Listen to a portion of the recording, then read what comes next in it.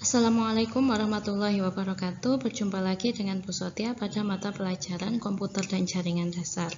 Hari ini kita akan belajar materi pertama pada semester genap, yaitu konsep dan klasifikasi jaringan komputer. Sebelum kita belajar lebih lanjut tentang jaringan komputer, ada baiknya kita mengenal terlebih dahulu apa itu komputer, atau biasa juga disebut dengan personal komputer atau PC. Personal komputer atau PC adalah sebuah mesin hitung elektronik yang cepat dan dapat menerima input digital, kemudian memprosesnya sesuai dengan program yang tersimpan di memorinya, dan menghasilkan output berupa informasi. Komputer adalah alat elektronik yang melakukan beberapa tugas sebagai berikut, yaitu yang pertama, menerima input, 2. Memproses input, 3. Menyimpan hasil proses, 4. Menyediakan output dalam bentuk informasi. Pada dasarnya, setiap perangkat komputer yang dapat melakukan menerima input, memproses input, menyimpan hasil proses, dan menyediakan output dalam bentuk informasi dapat kita sebut sebagai komputer, walaupun bentuk dari perangkat tersebut tidak seperti komputer yang biasa kita kenal. Misalnya smartphone atau HP, kemudian Smart TV atau TV yang sudah dilengkapi dengan sistem operasi Android, kemudian perangkat-perangkat lain yang di dalamnya telah terinstal sistem operasi dapat kita kategorikan sebagai PC atau personal komputer. Berangkat dari definisi tersebut, maka sebenarnya yang dapat terhubung pada jaringan adalah perangkat-perangkat yang dapat dikategorikan sebagai komputer. Tidak hanya komputer tradisional seperti personal komputer atau laptop, tetapi perangkat-perangkat lain yang dapat bekerja seperti halnya komputer dapat terhubung dengan jaringan. Selanjutnya kita akan mencari tahu apa itu jaringan komputer. Jaringan komputer atau computer network merupakan kumpulan komputer yang terhubung satu sama lain melalui media transmisi dan aturan yang sama sehingga dapat saling berkomunikasi.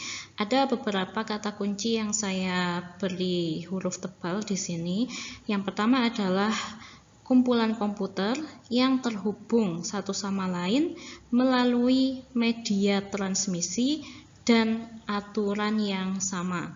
Jadi kata kunci jaringan komputer sebenarnya adalah kumpulan komputer yang terhubung. Kumpulan komputer yang terhubung berarti dalam jaringan komputer syarat utamanya adalah komputernya atau perangkat komputernya tidak hanya satu. Jadi minimal ada lebih dari satu komputer, 2, 3, dan seterusnya yang terhubung satu sama lain. Jadi misal ada dua komputer, maka kedua komputer tersebut terhubung baik secara fisik maupun logik.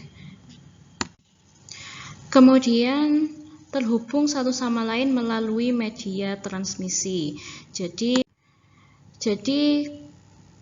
misal ada kumpulan komputer, maka kumpulan komputer tersebut terhubung dengan sesuatu yang fisik, ya, yang bisa menghubungkan kedua komputer tersebut dan mengirimkan data sebagai media. Contoh media transmisi adalah kabel atau sinyal radio.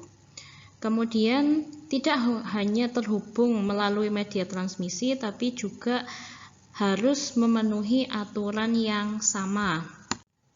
Aturan yang sama ini maksudnya adalah sebuah protokol atau aturan yang digunakan untuk dapat saling berkomunikasi. Seperti layaknya kita berkomunikasi dengan teman kita, kita membutuhkan sebuah aturan agar teman kita bisa memahami apa yang kita komunikasikan. Dalam hal ini misalnya kita adalah warga negara Indonesia, kita dapat berbahasa Indonesia. Untuk teman kita dapat memahami apa yang kita maksudkan, maka kita bisa menggunakan aturan bahasa Indonesia seperti itu. Jadi di dalam jaringan komputer yang harus dipenuhi adalah kumpulan komputer, berarti tidak hanya satu komputer, ada beberapa komputer yang terhubung satu sama lain melalui media transmisi, baik itu menggunakan kabel atau nirkabel, dan aturan yang sama sehingga dapat saling berkomunikasi. Aturan yang sama ini nanti akan kita bahas lebih lanjut. Tetapi yang dimaksud dengan aturan yang sama adalah semisal kita ingin berbicara dengan teman kita menggunakan aturan yang sama. Misalnya kita berbahasa Indonesia, seperti itu. Selanjutnya kita akan belajar tentang manfaat jaringan. Seperti yang telah kita praktekkan sehari-hari, jaringan komputer itu memiliki banyak sekali manfaat. Nah, berikut adalah beberapa manfaat yang sangat utama pada jaringan komputer. Yang pertama adalah berbagi sumber daya dan informasi. Komputer yang terhubung dengan jaringan memungkinkan untuk saling memanfaatkan sumber daya. Yang dimaksud dengan sumber daya adalah sumber daya komputer, yaitu misalnya data, kemudian perangkat keras atau hardware, kemudian aplikasi.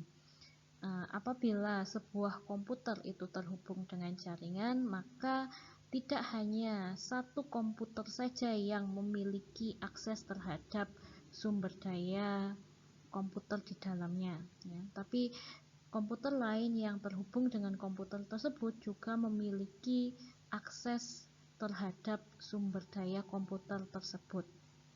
Misalnya, seperti ketika kita browsing film, misalnya kita ingin menonton film. Nah, sekarang ada banyak sekali layanan streaming video. Nah, ketika kita melakukan streaming video tersebut, sebenarnya kita sedang mengakses sumber daya berupa file video dari komputer lain. Ya, jadi file video yang kita tonton itu tidak tersimpan di komputer kita, melainkan ada di komputer yang lain, di server streaming tersebut, ya. Nah, dengan adanya jaringan komputer, kita dapat mengakses video tersebut. Selanjutnya, manfaat kedua adalah komunikasi. Seperti sekarang di era di saat pandemi seperti ini, jaringan komputer sangat bermanfaat untuk melakukan komunikasi jarak jauh, ya. Jadi jaringan komputer ini memungkinkan terjalinnya komunikasi antar user jaringan, ya, seperti melalui email, chatting, kemudian video conference, dan lain sebagainya. Apabila komputer tidak terhubung dengan jaringan, maka komunikasi seperti email dan video conference tidak akan mungkin bisa dilakukan. Kemudian manfaat yang ketiga adalah distributed processing atau pemrosesan terdistribusi. Artinya seperti apa?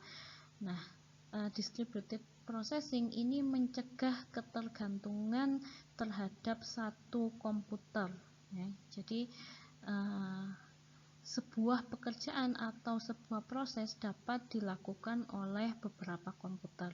Contoh yang mudah dipahami adalah semisal ada satu layanan jaringan yang sangat populer, misalnya Instagram, misalnya, ya. Ada aplikasi Instagram, ya.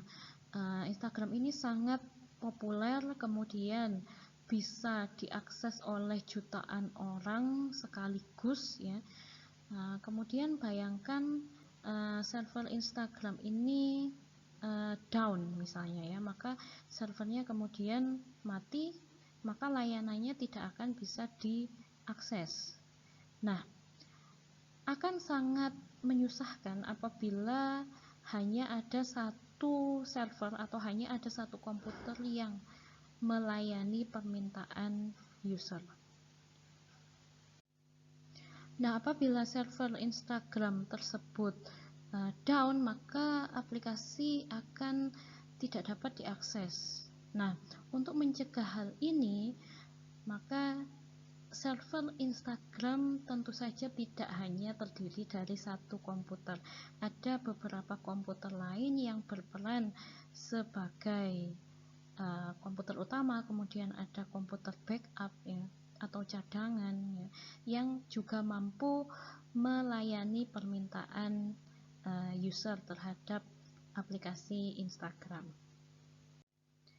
Jadi proses tidak hanya dilayani oleh satu komputer saja.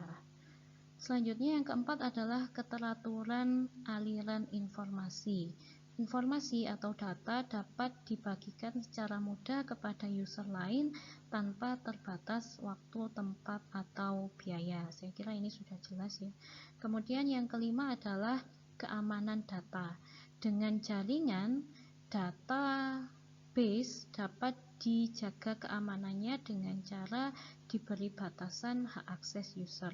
Jadi biasanya kalau data pada jaringan itu tidak terbuka untuk umum ya. Jadi semisal ada data-data yang penting, ada kumpulan data yang penting, maka data tersebut bisa dengan mudah diatur hak aksesnya, siapa saja yang boleh mengakses data tersebut, siapa saja yang tidak boleh. Gimana caranya? Bisa dengan mudah diberi password misalnya. Kemudian kalau ingin yang lebih kompleks atau yang lebih rumit, bisa diberi aplikasi atau algoritma tambahan ya, yang bisa menentukan user-user mana saja yang dapat mengakses data tersebut. Ini sangat mudah jika dibandingkan dengan data-data yang tersimpan pada lemari misalnya ya, lemari kabinet. Untuk menjaga data tersebut kita harus butuh kunci gembok misalnya. Kemudian kalau tidak yakin dengan kunci gembok itu, harus kita menempatkan satu orang penjaga khusus untuk menjaga lemari kabinet tersebut. Tapi dengan adanya jaringan, hal-hal seperti itu bisa kita hindari dengan cara memberi batasan hak akses user. Kemudian bagaimana sih data itu dapat terkirim dari satu komputer ke komputer lain pada jaringan ya. Jadi ada yang dinamakan transmisi data pada jaringan. Transmisi ini adalah istilah teknik untuk pengiriman data ya. Nah, kita lihat untuk melakukan pengiriman data pada jaringan ada beberapa hal yang harus dipenuhi. Yang pertama adalah ada pengirim atau kita sebut dengan transmitter, kemudian ada protokol atau aturan, kemudian ada receiver atau penerima. Nah, di antara transmitter dan receiver ini ada media transmisi data. Nah, komunikasi data pada jaringan terjadi apabila satu, ada perangkat pengirim atau transmitter yang melakukan pengiriman data. Kemudian kepada perangkat penerima atau receiver ya. Jadi ada transmitter yang mengirim data dan ada receiver yang menerima data tersebut. Nah, data tersebut nantinya akan melalui sebuah media transmisi atau media pengiriman data tertentu. Seperti yang sudah saya sebutkan tadi, media transmisi bisa jadi kabel atau kalau nirkabel menggunakan gelombang radio ya. Jadi ada media transmisi, media atau tempat data tersebut berpindah ya. Kemudian data yang dikirimkan nantinya berupa sinyal, baik itu sinyal digital atau sinyal analog. Jadi untuk mengirimkan data pada jaringan harus memenuhi poin-poin berikut ya. Ada transmitter, ada receiver, ada protokol, kemudian ada media transmisi, dan ada sinyal datanya itu sendiri. Nah, kita lihat terlebih dahulu sinyal data. Ya, sinyal data ada dua, yaitu sinyal digital dan sinyal analog. Nah, kita lihat karakteristik masing-masing sinyal berikut ya. Jadi sinyal digital itu kalau dilihat bentuk sinyalnya hanya ada dua keadaan, 0 di bawah seperti ini atau 1 ketika naik seperti ini ya. Nah, sinyal digital ini mewakili sebuah tegangan listrik ya. Ada dua keadaan ya, 0 dan 1 atau on dan off ya. Jadi sebenarnya baik sinyal digital maupun sinyal analog itu adalah representasi atau perwakilan perwujudan dari sinyal listrik, karena data itu berpindah di dalam media transmisi berupa sinyal listrik ya. Kemudian digunakan dalam perangkat komputer. Jadi sinyal digital ini adalah sinyal data di dalam perangkat komputer. Di dalam komputer data itu berupa data digital atau sinyal digital ya. Kemudian sinyal digital ini tegangannya menggunakan tegangan yang rendah antara 0 sampai 5 volt saja ya.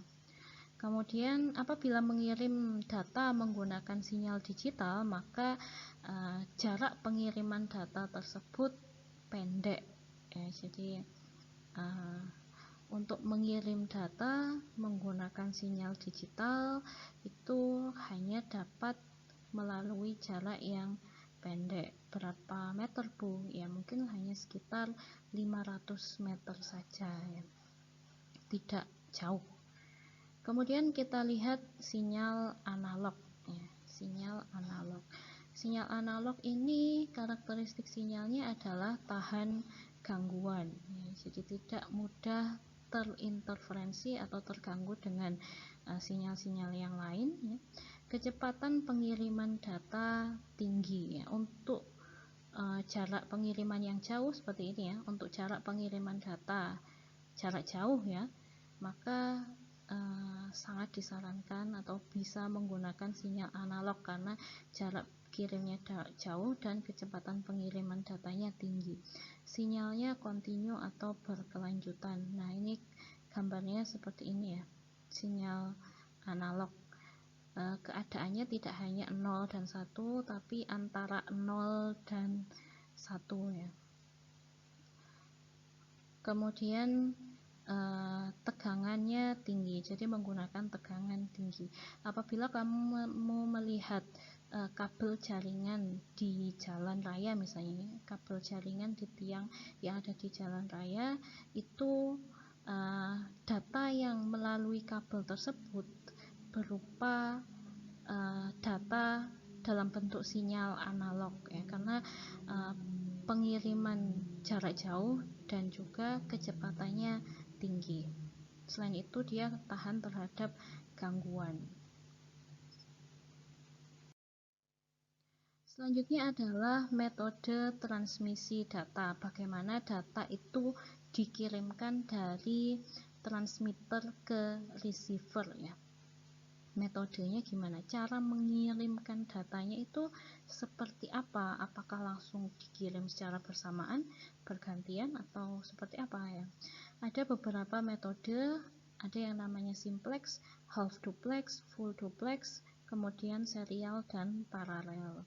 Kita lihat satu persatu. Yang pertama adalah metode transmisi simplex ya. Ini adalah sistem komunikasi data satu arah ya. Satu arah itu seperti apa?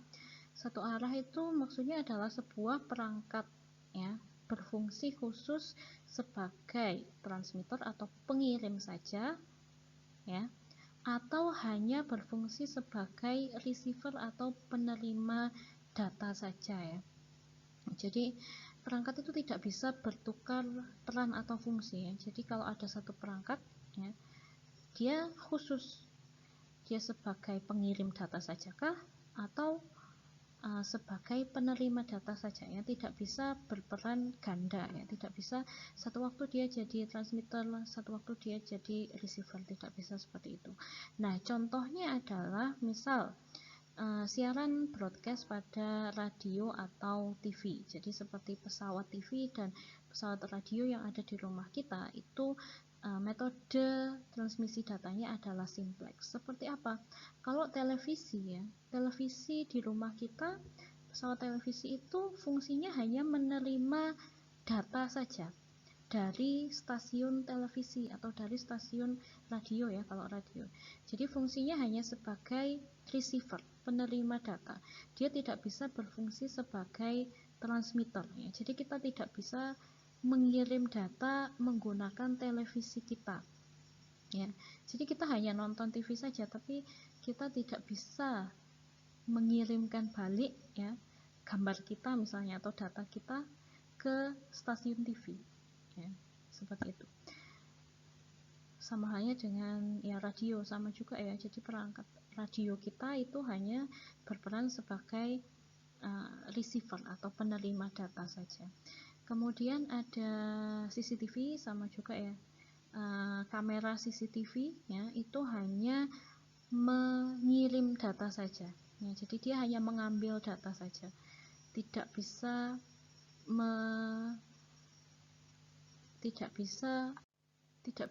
menerima data ya, dia berperan sebagai transmitter saja kalau CCTV. Nah, kalau digambarkan ya, pengirim dan penerima, transmitter dan receiver ini hanya satu arah saja. Yang sebagai pengirim ya dia selamanya menjadi pengirim data atau transmitter, kalau dia sebagai receiver ya dia selamanya akan menjadi receiver. Selanjutnya adalah metode transmisi data half duplex. Nah, half duplex ini adalah sistem komunikasi dua arah namun secara bergantian. Jadi sebuah perangkat dapat berfungsi sebagai transmitter atau pengirim data, atau bisa juga berperan sebagai receiver atau penerima data. Namun pada satu waktu saja ya. Jadi bergantian begitu ya. Contoh perangkat yang menggunakan metode transmisi data half duplex adalah seperti handy talkie atau HT ya, dan juga komunikasi menggunakan gelombang radio ya, seperti misal radio amatir itu ya. Nah, kalau digambarkan adalah seperti ini ya, pengirim atau transmitter bisa mengirim data kepada receiver di satu waktu, kemudian apabila mau dibalik bisa juga ya, si receiver ini bisa juga mengirim data kepada receiver ya, jadi perangkatnya ini sama tetapi dia bisa berperan ganda namun tidak dalam waktu bersamaan tapi bergantian. Semisal contoh handy talkie ya, ketika akan bicara, misalnya ada dua handy talkie, ketika si A akan berbicara dengan si B, maka yang dia lakukan adalah menekan tombol handy talkie tersebut. Ketika tombol handy talkie ditekan, maka handy talkie itu akan berperan sebagai transmitter. Sementara si B akan menggunakan handy talkie-nya ya tanpa menekan tombol ya, dan handy talkie tersebut akan berperan sebagai receiver ya. Jadi dengan tombol handy talkie itu bisa di set ya, bisa disetting kapan handy talkie itu berperan sebagai transmitter dan kapan sebagai receiver. Dan tentunya tidak bisa secara bersamaan, harus bergantian. Siapa yang menjadi transmitter ya, siapa yang ngomong di dalam handy talkie itu dan siapa yang mendengarkan. Di lain waktu bisa diubah ya, dibalik perannya. Selanjutnya ada metode transmisi data full duplex ya. Ini sistem komunikasi dua arah yang simultan atau bersamaan ya. Nah, sebuah perangkat dapat berfungsi sebagai transmitter atau receiver secara simultan atau bersamaan. Nah, contoh perangkat full duplex ini adalah seperti telepon rumah atau telepon HP ya. Kemudian komunikasi menggunakan internet ini juga full duplex, artinya kapanpun ya perangkat transmitter dan receiver ini bisa saling mengirim atau menerima data ya. Misalnya ketika di telepon ya, kita berbicara di telepon memungkinkan kita berbicara secara bersamaan ya. Bisa jadi si A dan si B ngobrol di telepon ya, kemudian ngomong bareng bisa ya, ya walaupun pasti terjadi feedback nggak jelas ya, tapi tetap bisa, data tetap dikirimkan dan data tetap diterima dengan full ya, dengan utuh, walaupun kita sebagai manusia tidak bisa memahami percakapan telepon kalau kedua-duanya ngomong bareng, tapi tetap bisa ya. Kemudian komunikasi via internet seperti video conference ya. Video conference ini juga full duplex, kedua belah pihak ya bisa saling menerima dan mengirim data secara bersamaan. Nah, selanjutnya adalah metode komunikasi serial dan paralel ya. Kita lihat transmisi serial ini data akan dikirimkan satu bit demi satu bit melalui jalur komunikasi yang telah dipilih ya. Jadi kata kuncinya sebenarnya satu persatu ya. Jadi menggunakan transmisi serial ini, bayangkan ini seperti ini gambarnya ya. Ada data sepanjang 1, 2, 3, 4, 5, 6, 7, 8. Ada data sepanjang 8 bit ya. Nah, jalur komunikasinya hanya satu. Kalau menggunakan transmisi serial, maka data itu akan dikirim satu persatu melalui jalur komunikasi yang sama ya. Jadi satu jalur aja dikirim. 0 dulu, 1, 1, 0, 0, 0, 1, 1. Nah, ini dikirim bergantian satu persatu ya. Kemudian kalau menggunakan metode transmisi paralel ya, data akan dikirim sekaligus. Misal ada 8 bit data, kemudian ada 8 jalur juga ya. Maka ke 8 bit data tersebut akan dikirimkan secara bersamaan ya. Jadi seperti ini. Ada 8 bit data ya. Nah, kalau menggunakan paralel ada beberapa jalur. Nah, data ini akan dikirimkan secara bersama-sama langsung, langsung semuanya ya. Karakteristik transmisi paralel ini cepat ya, pasti kalau dibandingkan dengan satu persatu seperti ini.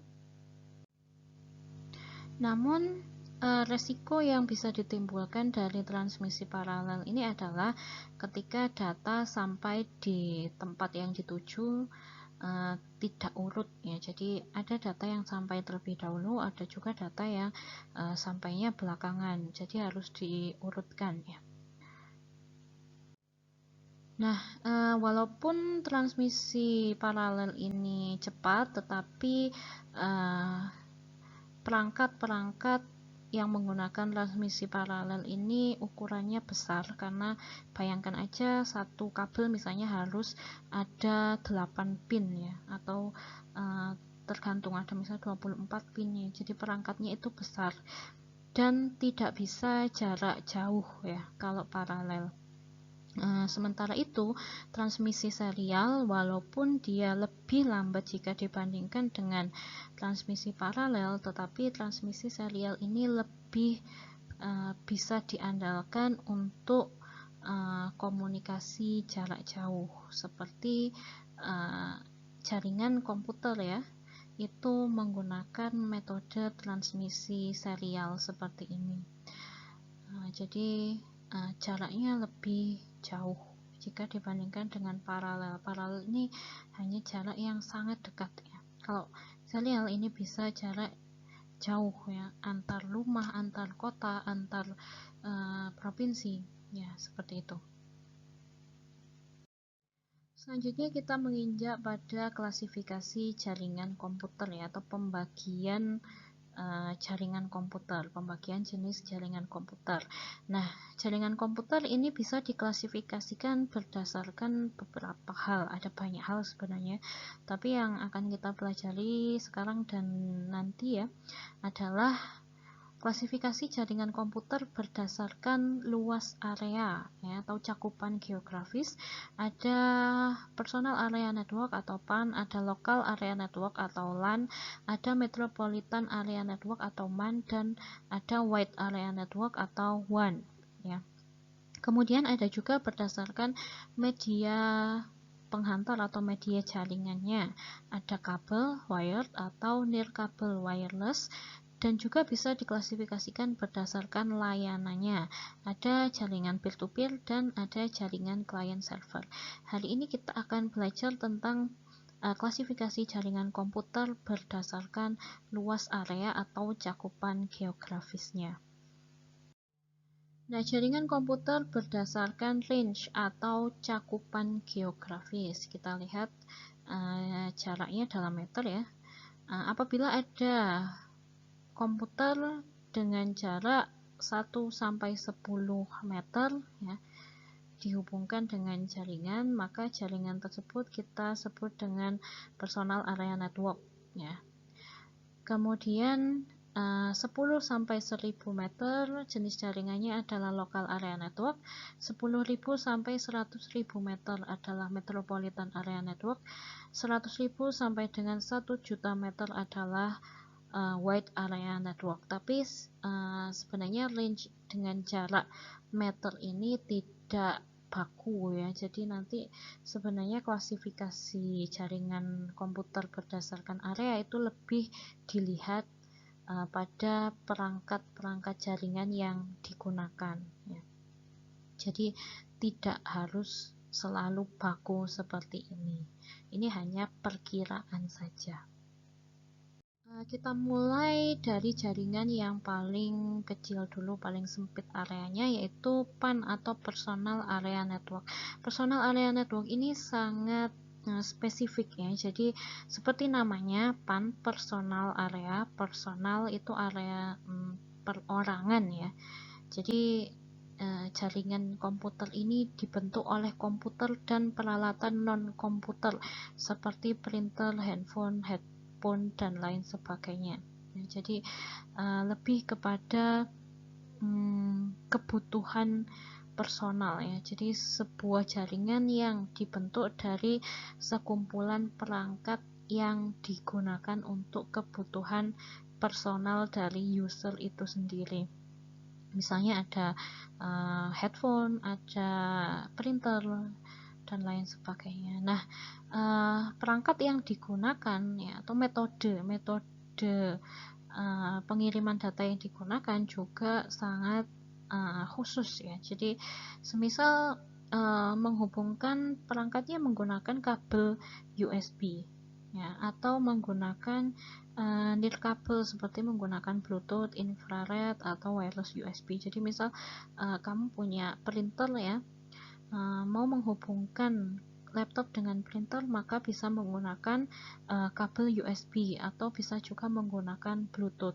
Nah, personal area network itu sangat personal ya, khusus untuk kebutuhan orang per orang saja ya.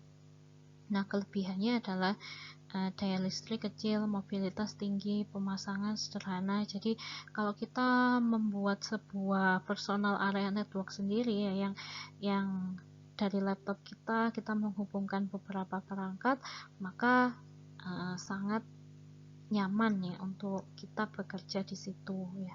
Kekurangannya adalah jarak transmisi yang tidak jauh, hanya sekitar 10 meter. Nah, ini diukur dari apa?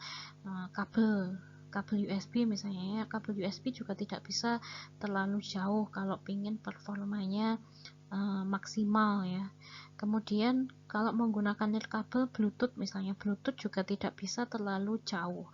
Kalau sudah ada penghalang, kemudian lebih dari jangankan 10 meter, 5 meter aja sudah mulai hilang sinyalnya ya. Kemudian kecepatannya rendah ya, kecepatan untuk transfer data menggunakan kabel USB atau Bluetooth itu rendah ya jika dibandingkan dengan kita mengakses menggunakan jaringan yang lebih besar ya. Nah, selanjutnya adalah jaringan LAN atau Local Area Network. Nah, sebenarnya klasifikasi jaringan komputer berdasarkan cakupan geografis ini lebih resmi mulai LAN ya. Jadi PAN kadang tidak dimasukkan karena seperti yang saya jelaskan tadi, PAN itu sangat-sangat spesifik. Tapi kalau yang benar-benar jaringan komputer ya, yang selayaknya jaringan komputer itu biasanya klasifikasi berdasarkan cakupan geografisnya mulai dari LAN atau Local Area Network. Nah, Local Area Network ini adalah sekumpulan komputer yang berada saling berdekatan. Saling berdekatan biasanya sejauh mana, Bu? Jadi, misal satu sekolah, satu gedung, satu kantor, atau dalam satu rumah ya, intinya satu bangunan ya, itu biasanya diklasifikasikan sebagai Local Area Network. Nah, Local Area Network ini bisa dimiliki dan dikelola sendiri. Jadi semisal ketika kamu memiliki usaha sebuah gedung ya, yang di dalam gedung itu ada misalnya ada 50 komputer ya, maka kamu bisa membuat jaringan Local Area Network sendiri yang dibuat sendiri dan dikelola sendiri ya. Jadi tidak perlu menghubungi misalnya provider jaringan ya, tapi tidak terkoneksi dengan internet loh ya. Jadi yang saya bicarakan ini sekarang tidak terhubung dengan internet, jadi hanya hubungan lokal aja, hubungan lokal antara satu komputer dengan komputer yang lain ya, bisa dibuat sendiri, bisa dibangun sendiri ya. Menggunakan kabel jaringan dan hub sebagai alat untuk menghubungkan satu komputer dengan komputer lain. Jadi kira-kira seperti ini ya gambarannya. Satu komputer dengan komputer lain ini saling terhubung ya, menggunakan kabel jaringan dan satu perangkat hub misalnya ya. Tidak membutuhkan jalur telekomunikasi yang disewa dari operator telekomunikasi. Sekali lagi, apabila jaringan lokal tersebut tidak terhubung dengan internet ya, jadi hanya bisa misalnya komputer ini mau kirim data ke komputer ini ya, terhubung secara lokal, bisa dibangun sendiri, dikelola sendiri, dan tidak perlu menyewa infrastruktur apapun dari operator telekomunikasi atau internet provider ya, tidak perlu. Jadi personal, perorangan aja bisa dibuat ya.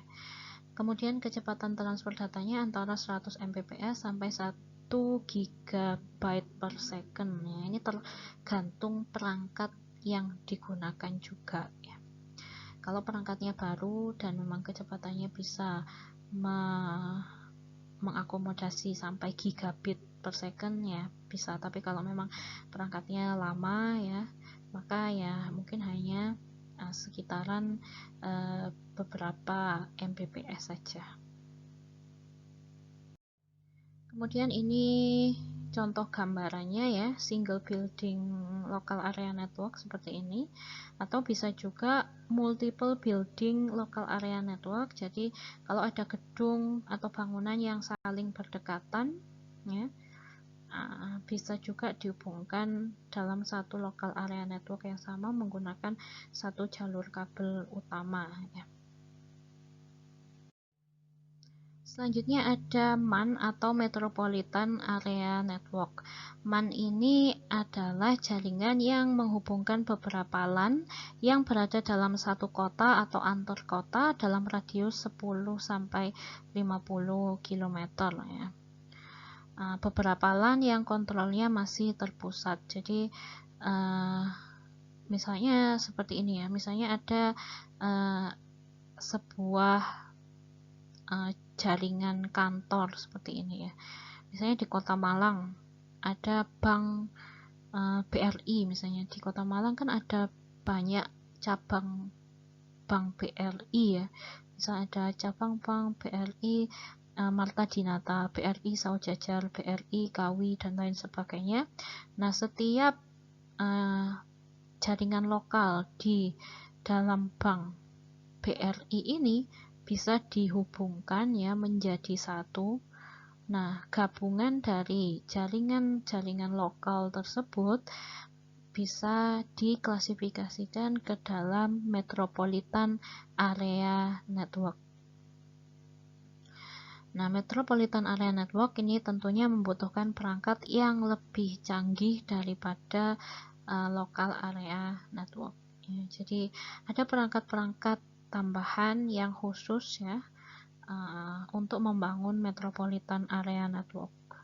Bisa menggunakan kabel ya, media transmisinya bisa juga menggunakan wireless ya. Dan perangkat-perangkat Local Area Network tidak bisa digunakan untuk Metropolitan Area Network karena jarak jangkauannya yang lebih jauh ya kalau MAN. Nah, biasanya menggunakan media transmisi wireless ya, karena memang yang lebih ringkas sekarang, yang lebih mudah itu adalah menggunakan wireless. Nah, contoh jaringan MAN ini adalah jaringan bank di mana beberapa kantor cabang sebuah bank di dalam sebuah kota besar ini dihubungkan antara satu dengan yang lainnya. Selanjutnya, yang terakhir adalah WAN atau Wide Area Network. Nah, WAN ini adalah jaringan yang cakupan area geografisnya sangat-sangat luas ya. WAN ini dikenal sebagai hubungan antar komputer yang bersifat intercity atau antar kota ya, intercountry atau antar negara, dan bahkan interkontinental atau antar benua ya. Jadi WAN ini menghubungkan LAN atau MAN yang terpisah jarak yang sangat jauh.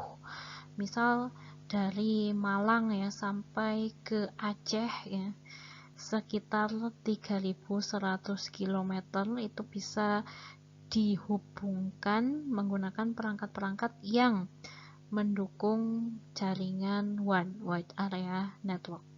Biasanya perangkat WAN ini adalah menggunakan satelit atau kabel fiber optik ya, jadi sangat berbeda ya. Nanti bisa menggunakan satelit ini, bahkan satelit bisa mencakup seluruh dunia ya, atau satu negara minimal, atau sampai seluruh dunia. Dan kabel fiber optik ini juga macam-macam jenisnya ya. Tentunya kalau yang digunakan untuk WAN adalah kabel fiber optik yang tahan terhadap kondisi alam juga ya. Kalau antar negara, antar benua, maka kabel fiber optik yang digunakan juga tidak main-main ya. Pasti diameternya tebal dengan berbagai lapisan pengaman. Nah, ini adalah gambaran dari Wide Area Network atau jaringan yang luas ya. Ini ada WAN dari gedung perkantoran ya. Kemudian gedung perkantoran yang lain, gedung pemerintahan ya, gedung-gedung yang lain ya, terhubung menggunakan perangkat namanya router ya, kemudian dihubungkan ke tower ya, tower, kemudian dari tower ini bisa berkomunikasi dengan receiver satelit ya, kemudian dia berkomunikasi dengan satelit yang mengorbit di atmosfer ya, kemudian dari satelit ini bisa terhubung dengan jaringan-jaringan lain ya, di belahan dunia yang lain ya, seperti itu. Nah, akhirnya kita sampai juga pada simpulan materi-materi yang telah kita pelajari. Dapat kita simpulkan menjadi beberapa poin di bawah ini. Yang pertama, jaringan komputer adalah kumpulan komputer yang terhubung satu sama lain melalui media transmisi dan aturan yang sama sehingga dapat saling berkomunikasi. Kemudian manfaat jaringan ada berbagi sumber daya dan informasi, kemudian untuk komunikasi, kemudian distributed processing, keteraturan aliran informasi, dan keamanan data. Kemudian sinyal data terdiri atas sinyal digital dan sinyal analog, kemudian media transmisi data ada simplex, half duplex, full duplex, serial, dan paralel. Kemudian ada klasifikasi jaringan komputer menurut area geografis, ada PAN, Personal Area Network, ada LAN, Local Area Network, dan MAN, Metropolitan Area Network. Yang terakhir adalah WAN, Wide Area Network. Dengan kesimpulan-kesimpulan tersebut, kita telah sampai pada penghujung materi, konsep, dan klasifikasi jaringan komputer. Apabila ada poin-poin yang tidak dipahami, dapat ditanyakan langsung kepada saya, baik melalui Google Classroom atau melalui chat pribadi. Selanjutnya, silahkan kerjakan tugas yang saya share di Google Classroom. Akhir kata, wassalamualaikum warahmatullahi wabarakatuh.